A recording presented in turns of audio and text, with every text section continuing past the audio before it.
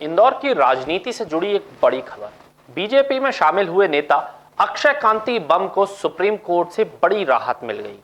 17 साल पुराने मामले में हत्या के प्रयास की धारा हटाते हुए कोर्ट ने बड़ा फैसला सुनाया है। आखिर कौन है अक्षय कांति बम और क्या है पूरा मामला, देखिए हमारी एक खास रिपोर्ट। नमस्कार, मैं हूं अनिकेत दीक्षित और आप देख रहे हैं राजीव टाइम्स। लोकसभा चुनाव 2024 के दौरान की सियासत उस वक्त भूचाल आ गया था जब कांग्रेस के प्रत्याशी अक्षय कांति बम ने नामांकन के आखिरी दिन अचानक पार्टी छोड़कर बीजेपी का दामन थाम लिया।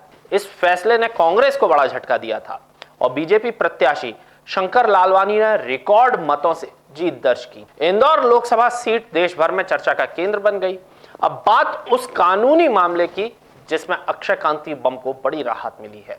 साल 2007 के केस में शुरुआत में एफआईआर में धारा 307 यानी हत्या के प्रयास का जिक्र नहीं था, लेकिन 17 साल बाद 24 अप्रैल 2024 को शिकायतकर्ता यूनुस गुड्डू ने 307 जोड़ने की मांग की, जिसे सेशन कोर्ट और हाई कोर्ट ने मंजूरी भी दे दी थी। हालांकि अब सुप्रीम कोर्ट ऑफ इंडिया ने इस फैसले को पलटते हुए साफ कहा है कि 17 साल बाद धारा 307 जोड़ना पूरी तरह गैरकानूनी है। कोर्ट ने न सिर्फ धारा 307 बल्कि 149 भी हटाने का आदेश दे दिया, जिससे अक्षय कांति बम और उनके पिता कांतिलाल बम को बड़ी राहत मिल गई। इस मामले में सुप्रीम कोर्ट में करीब 2.5 घंटे तक बहस चली, जहां वरिष्ठ वकील सिद्धार्थ लूथरा, तनवीर अहमद और अभिनव मल्होत्रा ने पैरवी की। कोर्ट के इस फैसले के साथ करीब 2 साल से चली आ रही कानूनी लड़ाई का अंत हो गया है और सुप्रीम कोर्ट से उच्चतम न्यायालय से फाइनली राहत मिली है।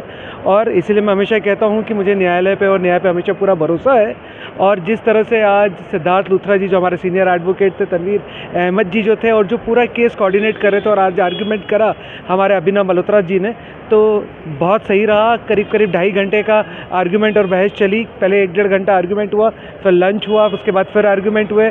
पूरा ऑर्डर वहीं पर डिक्टेट कराया गया और उच्चतम न्यायालय ने पूरा माना है कि कहीं पे भी 307 का कोई संज्ञान नहीं लिया जा सकता था और नहीं लगनी चाहिए थी, उसका ये फायदा मिला था। सर, इस बीच में आपने जो 307 लगी थी, कुछ चीज़ें फेस करी, तो कैसा वो एक प्रक्रिया थी जिससे निकलना था। एक आदमी का समय होता है जो उसको फेस करना होता है, तो 2 साल 3 दिन फेस करा, आज बाहर आ गए उससे।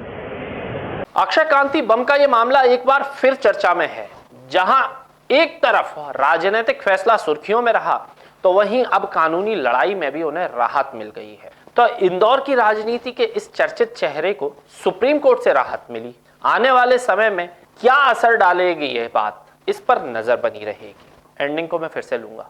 तो इंदौर की राजनीति के इस चर्चित चेहरे को सुप्रीम कोर्ट से राहत मिली। अब आने वाले समय में क्या असर डालेगी ये बात, इस पर हमारी नजर बनी रहेगी। और आप जुड़े रहिए राजीव टाइम्स के साथ। नमस्कार।